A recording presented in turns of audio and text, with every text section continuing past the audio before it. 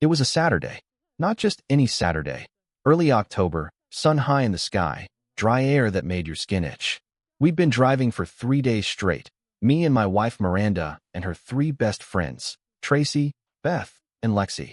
The plan was simple, a long weekend road trip from our home in Midland, Texas, to a rented cabin in the Ozarks. I didn't want to go. Let me say that plain. But Miranda insisted. This is how couples stay close, she said. You need to make an effort with my girls. That's what she called them. Her girls. Like they were some innocent crew of harmless 20-somethings. Truth is, they were mean girls in their 30s, still playing high school games. Every time I was around them, I felt like a walking joke. Tracy with her fake laugh and sharper than necessary sarcasm. Beth, always pointing out something I did wrong, like it was her job. And Lexi, the quiet one with the knowing smirk, like she was in on some secret I'd never be part of. But I went, packed my dented metal lunchbox with a few snacks, filled up my old Stanley thermos with coffee, and wore my usual Carhartt jacket patched at the elbows, jeans worn thin at the knees, boots that had seen more miles than I ever planned to walk. My cracked iPhone, barely holding a charge, was tucked into the console of the car. My leather wallet, the one my dad gave me when I turned 21, was in the glove box. Everything I needed was in that car. Then they left me. We were at a rundown gas station just outside Brownwood. The kind of place that felt like a scene from a movie, the bad kind. There was a flickering sign that read Gas NGO in half-lit neon. The one pump looked like it hadn't been serviced in decades. Inside was dim, the walls lined with dusty chip bags and warm sodas. The scent a mixture of diesel, mildew, and something sour I couldn't quite place. I told Miranda I was going in to use the bathroom. She barely looked up from her phone. I'll be 5, I said. No answer. I came out not 10 minutes later, drying my hands on my jeans, and that car, our car, was gone. Not just parked somewhere else. Gone. Vanished. I stood there blinking at the sun, heat pressing down, thinking maybe they were just looping around to mess with me. I waited. 5 minutes. 10. I walked around the pump. Looked behind the station. Nothing. My heart started to thump. My mouth dried up like I'd swallowed a mouthful of sand.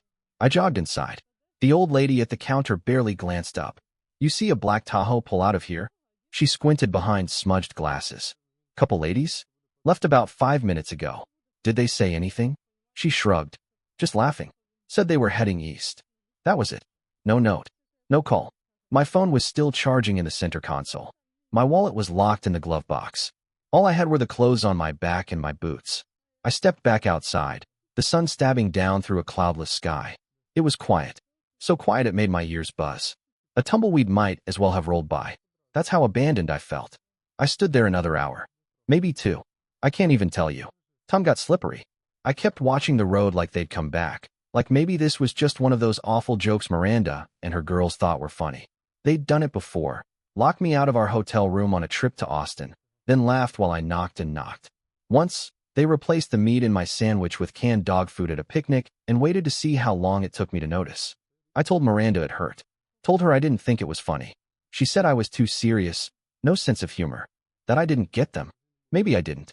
Eventually, a pickup rolled in, trailing dust behind it. The driver was a big man, beard to his chest, 10 lines on his arms like tattoos. He leaned out the window and looked me up and down. You stuck? I hesitated. Yeah. My ride left me. He didn't ask questions. Just nodded like it wasn't the first time he'd seen it. I'm headed through San Saba. Want a lift? I looked down at my boots. Back at the road. Then nodded. Yeah, thanks. The truck's interior smelled like grease and old coffee. There were crumpled wrappers on the floorboard and a hound in the back seat that licked my ear when I got in. But it felt more like home than that Tahoe ever did. He didn't ask me much. Just drove, slow and steady, windows down. The wind whipped through, loud enough to keep us from talking too much. I liked it that way. As the gas station faded in the side mirror, something loosened in my chest. Not relief. Not yet. But something else. The start of something. Maybe it was the sound of Miranda's laughter that had finally quieted in my head. Or maybe it was the realization that I wasn't waiting anymore. They weren't coming back. When we got to San Saba, he dropped me at a diner on the edge of town. I thanked him, shook his hand. He just nodded and said, "Ain't no shame in starting over, son." I stood there on the sidewalk, watching his taillights disappear. I had no phone, no ID, no money, but I had my boots. I had my name. and I had a strange sense of freedom blooming somewhere beneath the bruises. I stepped into the diner. The smell hit me first, frying bacon, coffee strong enough to make your eyes water, and something sweet, maybe peach cobbler. The waitress was short, wiry, hair up in a messy knot. She looked me over and raised an eyebrow. "You look like you've been dragged through hell." I laughed, the sound weird in my throat. "Something like that." She poured me coffee without asking. I sat in that booth for a long time, staring out the window, sipping coffee I couldn't pay for, wondering what would come next. And for the first time in years, I didn't feel like someone's joke. The coffee in the chipped mug had long gone cold by the time I realized how late it was. The shadows outside stretched long across the asphalt. Evening was settling in slow, but certain. That time of day where everything goes a little quieter, like the world's holding its breath before night falls.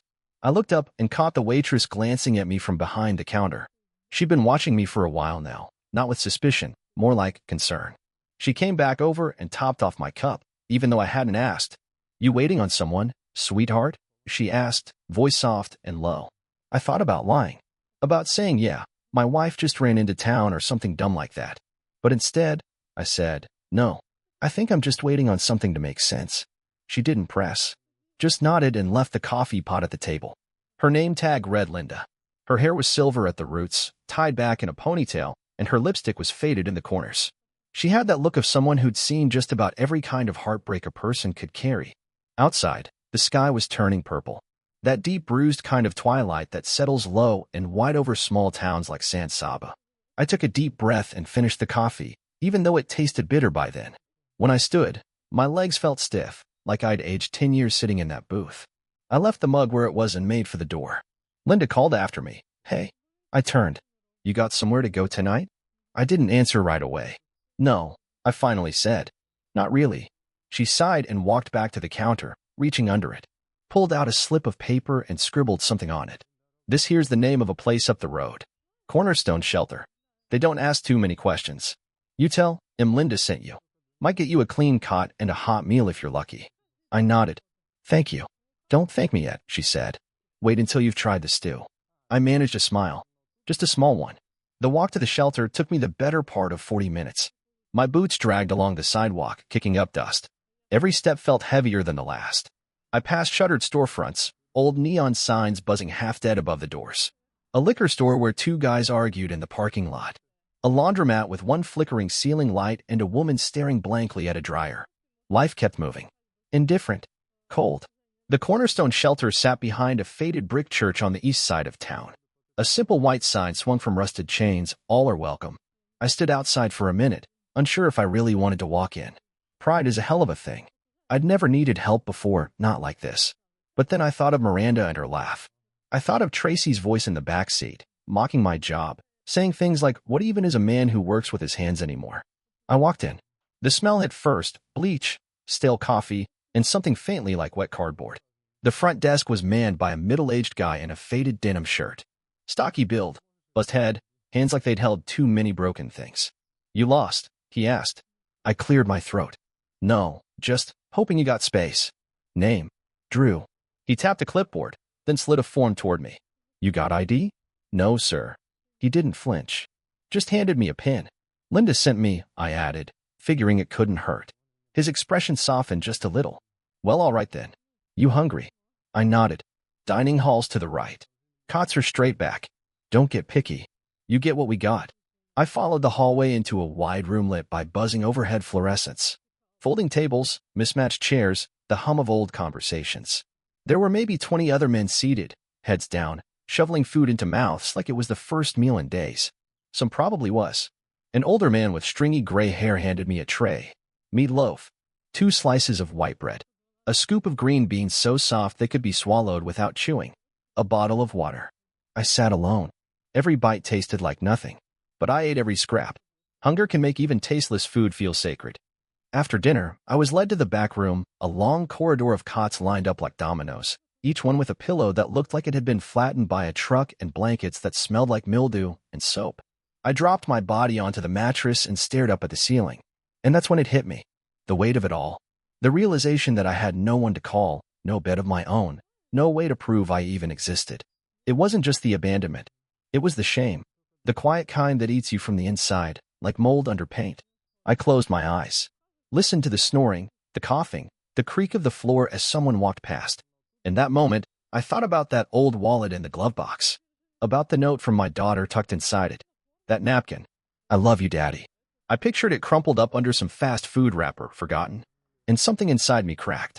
Not loudly, not like a broken bone, more like fabric tearing slowly. The sound you feel more than hear. I didn't sleep much that night. Somewhere around 3 a.m., I sat up and walked outside. The air was cooler, sharp against my skin. The street lamp flickered above the alley, casting long shadows. I stood there in the dark and just breathed. I didn't cry. Not really. But my throat stayed tight. I kept hearing Miranda's voice in my head. Her laugh. The way she'd say, "God, Drew, you're so dramatic." And then the way her friends would echo it like parrots. Maybe I had been dramatic. Maybe I was too sensitive. But I sure didn't think so now. Because whatever I was feeling, standing there in that cold alley in a town I didn't know, stripped of everything, it was real. The next morning, the shelter served eggs and toast. Powdered eggs, rubbery and pale. Toast so dry it cracked in half. I ate it anyway. The guy from the desk, Roy, I learned, came up beside me while I rinsed my tray. "You ever worked a kitchen before?" he asked. I nodded. "Warehouse jobs. Grease pits. Did some line cook stuff back in high school." He handed me a folded sheet of paper. "Jacqueline's Diner. Corner of Main and Pine. Tell her Roy sent you." I looked down at it. "You show up there by 10 a.m. Maybe you walk out with a job. Don't screw it up." Jacqueline's Diner sat on the edge of town. Small place, windows fogged, red vinyl booths, checkered floors. The kind of place where time stopped in 1983 and nobody minded. Behind the counter stood Jacqueline herself, maybe mid-60s, short gray bob, arms crossed, a cigarette dangling from the corner of her mouth like she dared someone to tell her to put it out. I walked in, cleared my throat. "Roy sent me." She looked me up and down. "You got any felonies?" "No, ma'am." "You steal, lie, or show up late?" "No, ma'am." She blew smoke sideways and tossed me an apron. "Then you're washing dishes until you drop dead or I fire you. Whichever comes first." By noon, my arms were soaked to the elbows, fingers wrinkled from the hot water. But I didn't care. For the first time in days, I had something. A purpose. A plate to scrub. A cup to rinse. Something mine, even if it stank like old grease. And when Jacqueline tossed me a sandwich wrapped in wax paper around 2 p.m. and said, "Eat," I almost teared up. I took it out behind the diner, sat on a milk crate, and ate it under the sky. No one laughed. No one rolled their eyes. Just me and the sound of the wind and the promise of another day. 2 weeks passed. It didn't happen all at once, but I started getting used to things. Jacqueline's Diner became my world. It smelled like burnt toast, bacon grease, and coffee strong enough to restart a heart. The kind of scent that clung to your clothes, your hair, even your thoughts. I didn't mind. The work was hard, sure. Hands soaked in dishwater, arms sore from lifting crates, and my back screaming by the time the last plate was stacked. But it was honest. And it was mine. Roy checked in every couple of days. Sometimes he brought forms I needed to fill out for a new ID. Other times he just grunted, handed me a sack of donated clothes, and left without saying more than a few words. "You're holding up," he said once. That was his version of a compliment. The cot at the shelter started to feel less like rock and more like routine. The other men kept to themselves mostly. A few nodded at me in passing, but we weren't there to bond. We were all just trying to survive. I kept my head down, kept my hands busy, until the phone. It was a Thursday. Jacqueline had just barked something about the eggs being overcooked again, and I was wiping down the counters in the back when Roy walked in, holding a small box in his hand. "Got something for you," he said, tossing it onto the prep table. I opened it. A basic prepaid flip phone. Nothing fancy. Plastic still on the screen. "You've earned it," he said. "And if you get in trouble, don't call me." I chuckled. Wouldn't dream of it. It felt strange holding a phone again, like I was holding a piece of my past in my palm. I charged it that night at the shelter. The screen lit up with its old-school menu. No contacts. No messages. No history. It was a blank slate. Just like me. I told myself I wasn't going to call her. Not Miranda. Not anyone. This phone wasn't for her. But I called her. But I should have known better. I was elbow-deep in suds, a plate slipping from my hand and clanging into the sink when the phone buzzed in my apron pocket. It was a strange feeling, that vibration against my chest, like my heart trying to leap out. I pulled the phone out with wet fingers and stared at the number on the screen. Blocked. I let it ring. And ring. Then it went to voicemail. I stared at the phone long after it went dark again, like it might speak if I just waited long enough. Later that night, I sat on my cot in the shelter. Lights out, the low hum of snores around me. I flipped the phone open and checked. New voicemail. My thumb hovered over the button. I shouldn't have listened, but I did. Drew, it's me. Her voice hit like a punch to the ribs. We were just messing around. It wasn't supposed to go that far. Tracy said you'd laugh about it later. And, look, I'm sorry, okay? Can you just call me? Please. I sat there frozen. That voice, familiar, soft, fake. Like she'd practiced it in the mirror before dialing. I deleted the message. But I didn't sleep a minute that night. The next morning, I scrubbed pans harder than I needed to. Jacqueline noticed. You killing that skillet or trying to clean it? She asked, flicking ashes from her cigarette into the trash. Sorry, I muttered. You get a call from a ghost? I froze. She nodded. Yeah, you look like a man who just heard a voice he thought was long gone. It was my wife, I said. First time I'd called her that out loud in weeks. Jacqueline blew out a slow breath. Ex-wife, eventually. Mark my words. The calls kept coming.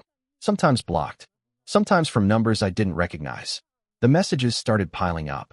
Drew, please just call me. Drew, I know you're mad, but can't we talk? One from Beth. Come on, it was a joke. Don't be so dramatic. One from Lexi.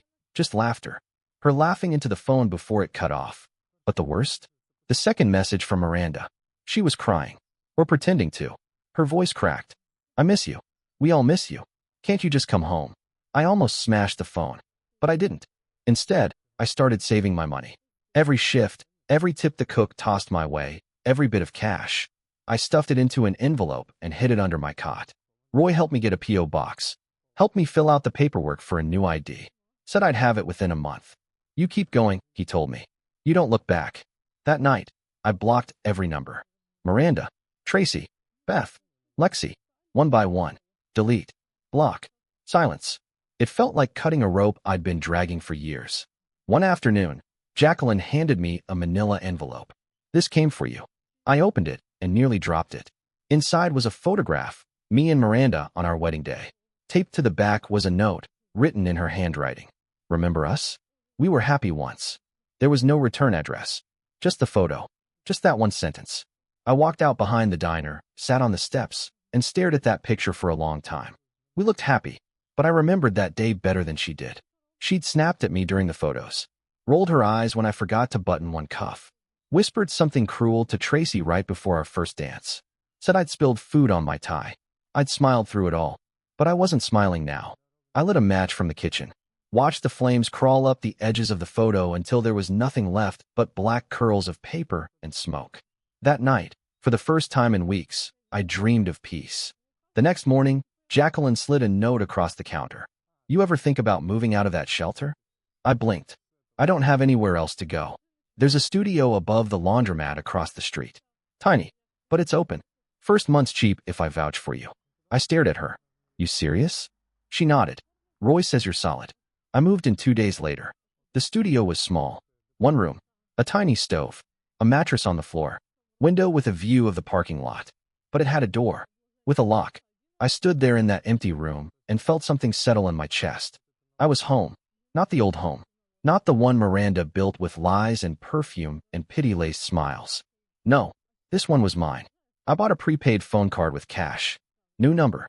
No contacts. Clean slate. When I laid on the mattress that night, the laundromat humming beneath me, I smiled. Not because everything was perfect, but because I'd made it through the worst. And no one, not Miranda, not her friends, not the past, was calling the shots anymore. Part 4. The Stranger in the Booth. I'd been living in that upstairs studio for about 3 weeks when she walked in. It was a Tuesday.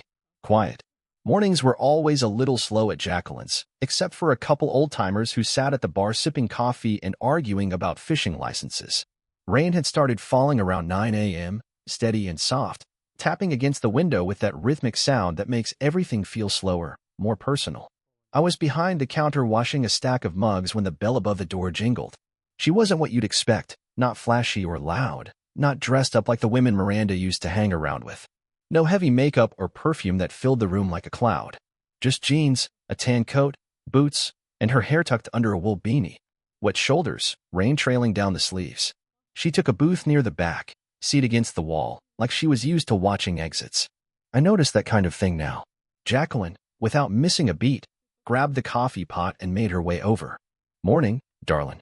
Cold out there. Little bit, she replied, voice light but worn. She didn't smile much. You want the usual? No usual yet, the woman said. First time here. Jacqueline raised an eyebrow. Well then, welcome to the finest greasy spoon in Central Texas. I got a small laugh. The kind that makes you want to earn another. I kept watching, even though I told myself not to.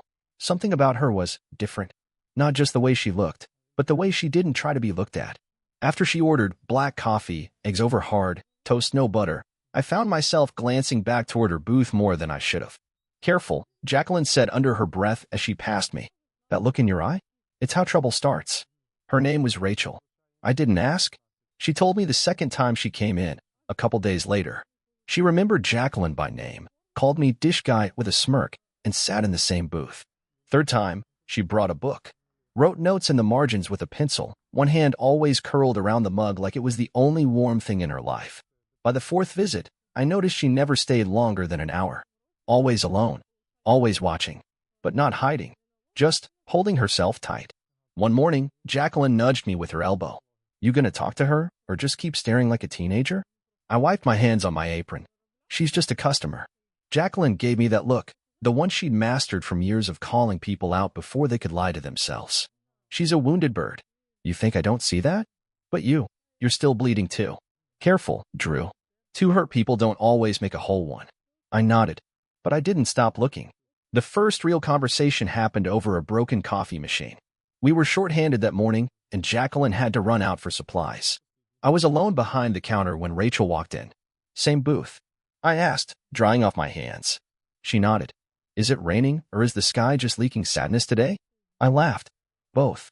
I poured her coffee manually, the machine hissing like it was mad about being replaced. She watched me over the rim of her mug. You don't talk much, she said. I talk when I've got something worth saying. That's so? I shrugged. Sometimes quiet's just easier. Rachel nodded, like she understood that in her bones. Turns out she'd moved to San Saba a few months earlier. Said she was starting over. Didn't offer more, and I didn't push. I knew what it felt like to guard your past like a wound you couldn't afford to reopen. But little by little, she shared pieces. She was a teacher once. 3rd grade. Said she used to love the smell of crayons and hand sanitizer. Now she worked part-time at the library, reshelving books and pretending she wasn't waiting for something to change. We all got our ghosts, she said one morning, her fingers tracing the edge of her mug. Some follow louder than others. I nodded. Mine left me at a gas station. She blinked. That true? Yeah. On purpose? Yeah. She didn't laugh. Didn't make a joke. Just said, damn, and reached over, touched my forearm for a second. Just a second. But it was the first human contact I'd had in weeks. I didn't flinch. But my chest tightened like I'd forgotten how to breathe right. After that, she came by more often. Brought me little things. A pin that looked like a wrench. A paperback with a sticky note on the first page. You don't have to read it. Just thought of you. One day, she brought a brown paper bag with 2 pieces of peach pie. I didn't bake it, she said. But I wish I could say I did. We sat on the back steps during break and ate in silence. She looked at me, really looked, and said, You're not broken. Just bruised. I didn't know what to say to that. So I said, Neither are you. She smiled. Not the practiced, polite smile Miranda used to give in front of her friends. This one was small, honest, quiet. That night, the phone rang again. Blocked. I almost didn't answer. But I did. Drew. Miranda's voice came through like static in a storm. Please. I know you're alive. I know you're out there. I miss you. The girls miss you. Come home. Just talk to me. I said nothing. She sniffled. You don't have to say anything. Just listen. Okay. Silence. I've been to therapy. I'm working on things. I just want to know you're okay. I hung up. Blocked the number again. Deleted the voicemail. Then I sat on the edge of my bed and stared at the wall for a long time. The next day, Rachel noticed something was off. You didn't sleep, she said over her usual order. Not much, I admitted. Dreams or memories? Both. She didn't ask for more.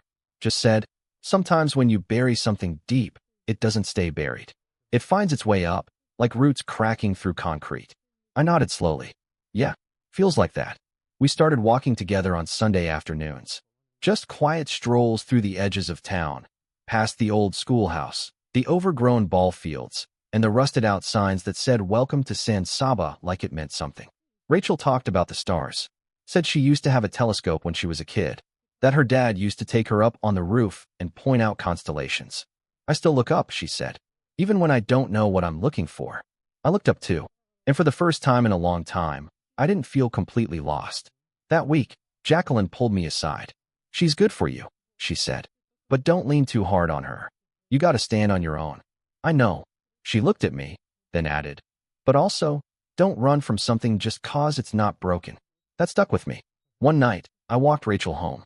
We stood outside her building, rain just starting to fall again, that light mist that turns the streetlights into halos. It was a Friday when they came. The air had that tight, storm-brewing feeling, heavy and tense. The fair had just packed up and left town, so the diner was calm again. Jacqueline had gone out back to smoke. The radio hummed low with old country, and I was wiping down the counters after a quiet lunch shift. Rachel had just left, smiling soft as she passed the window, her fingers brushing the glass in a way that said "see you later" without needing to speak it. My hands were still damp from dishes when the bell above the front door jingled. I looked up, and time stopped. Miranda, Tracy, Beth, Lexi, all four of them, dressed like they were headed to a cocktail bar in Dallas, not a roadside diner in San Saba. Heels, tight jeans, makeup done, sunglasses even though it was cloudy. It felt like a hallucination. A nightmare that walked in wearing red lipstick and perfume that smelled like old lies. Miranda saw me first. Her face shifted in a way I'll never forget, like she'd just won a game she thought I didn't even know we were playing. "Well," she said, her voice slicing the room like glass on tile. "Look who finally crawled out of the mud." Tracy laughed. "I'll be damned. He's still got dish soap on his arms." Lexi leaned into Beth and whispered something. Beth snorted. I didn't move. My fingers tightened around the rag in my hand, but I didn't speak. Miranda walked closer, heels clicking against the linoleum. "Really, Drew," she said. "This is where you ran to? A diner? God, no wonder you didn't want to come home. You finally found a place where you're not the most useless person in the room." I heard a chair scrape as one of the old-timers left his seat and quietly slipped out. He knew a storm when he saw one. "You should have seen what we went through trying to find you," Tracy chimed in. "Took us weeks. But turns out, your old army buddy, what was his name? Jared? He still talks to a girl Lexi knows." Lexi waved, like she was proud. "He told her you might have ended up somewhere small. Somewhere sad. And wouldn't you know it, here you are." I didn't say anything. Not yet. Miranda leaned over the counter and gave me a slow, cruel smile. "Washing dishes. You can't even wash my friend's shoes. How does it feel knowing this is what you've been reduced to?" I opened my mouth, but before I could speak, Jacqueline came back through the swinging kitchen door, stopping short when she saw them. Her eyes narrowed like a bloodhound that just caught a bad scent. "Is there a problem?" she asked. Miranda smiled sweet. "No problem, ma'am. Just visiting a friend." Jacqueline looked at me. I gave the smallest shake of my head, but it didn't matter, because Rachel walked in, and everything changed. She paused in the doorway, taking in the scene like a hawk scanning for snakes. Her eyes locked on Miranda, then flicked to Tracy, Beth, and Lexi. Then to me. She saw it all. The tension, the humiliation, the old pain surfacing. Miranda turned and gave her that same practice smile she used to give the neighbors back when we hosted barbecues and pretended we were happy. "And who's this?" she asked. "Your new friend." Rachel didn't blink. She stepped forward, calm but sharp. "That's right. And you must be the wife who left him at a gas station like garbage." The silence after that was nuclear. Beth muttered, "Excuse me." Rachel didn't flinch. "You heard me. I don't know what kind of toxic sorority y'all crawled out of, but this man deserves better than whatever it is you think you're doing here." Tracy rolled her eyes. "Oh, please. What are you, his charity case?" Rachel took another step forward. "No. I'm someone who gives a damn, which already puts me several miles ahead of any of you." Miranda laughed. "Wow. He really upgraded. That did it. The rage I'd been swallowing for months, the shame, the guilt, the crushed pride, it all boiled to the surface." I stepped around the counter, pulled off my apron, and dropped it on the floor. "Get out." They all turned to me. "Drew, don't be dramatic," Miranda started. "Get out." My voice didn't shake, didn't waver. It was steel. Lexi scoffed. "Oh, come on. You think you're some big man now, with your fry cook job and your sad little girlfriend?" I took one step forward, close enough to see the flicker of uncertainty in Miranda's eyes. "You think you've still got power over me," I said. "But you don't." Not anymore. You humiliated me, abused me, laughed while I begged you to stop.